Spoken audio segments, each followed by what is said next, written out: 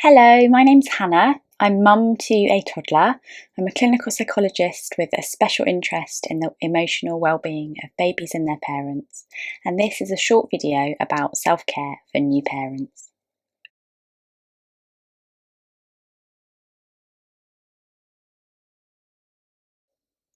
You don't need to leave your baby or have long periods of uninterrupted time to practice meaningful self-care.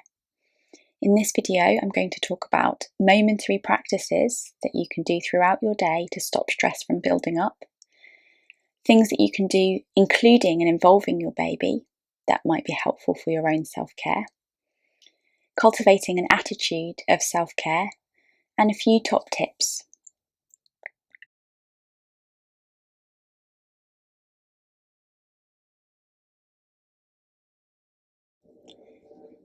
Moments of self-care spread throughout your day can help to stop stress from building up over time.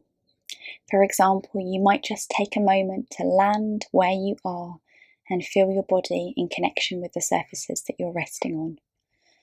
Grounding practices like this can really help to bring you into connection with your body in the present moment. Or you might do a short breathing exercise where you lengthen the breath out relative to your breath in. Breathing exercises work because they let your body know that it is safe in the moment.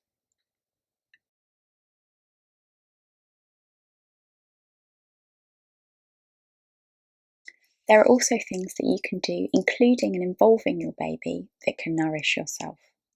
So, for example, you might take them out somewhere that you find really restorative. The combination of exercise, fresh air, daylight, and even just the change in atmosphere can work wonders for both of you. You might spend some time just being really present with your baby, talking to them and playing with them. What do you notice? Are they developing new skills? How are they interacting with you and the world around them? Try to see the world from their point of view with their curiosity and wonder about everything. Babies can be amazing teachers of mindfulness.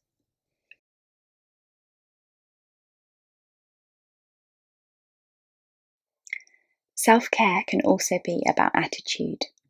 So, for example, it might be about asking for help and learning to delegate. It could be about resisting unattainable standards, such as the perfect mother standard, and instead saying, I am good enough. It might be about saying that your needs matter too.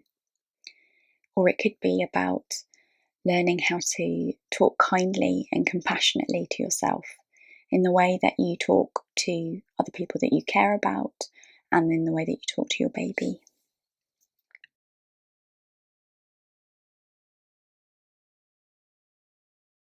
Finally, I have 3 top tips for self-care. The first is to experiment and practice and find out what works for you. The second is to try to make self-care a habit, and you can do this by linking it to things that you already do. So, for example, you might recite a mantra to yourself every time the doorbell goes. You could check in with your body while you're waiting for the kettle to boil and take a few deep breaths. Or you might do a grounding practice every time that you sit down to feed your baby. And the final tip is to use your imagination. Our imagination is very powerful, and our brain tends to respond to what we're imagining as if it were real. So spending time imagining things that make us feel safe, connected, calm, soothed, nurtured can really help to build the circuits in our brain that help us to access those feelings more easily.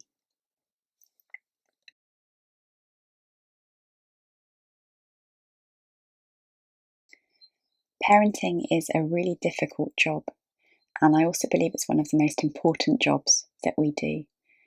You really deserve to treat yourself with kindness and compassion, and if your emotional fuel tank is full, you'll also be much more able to be the parent that you want to be.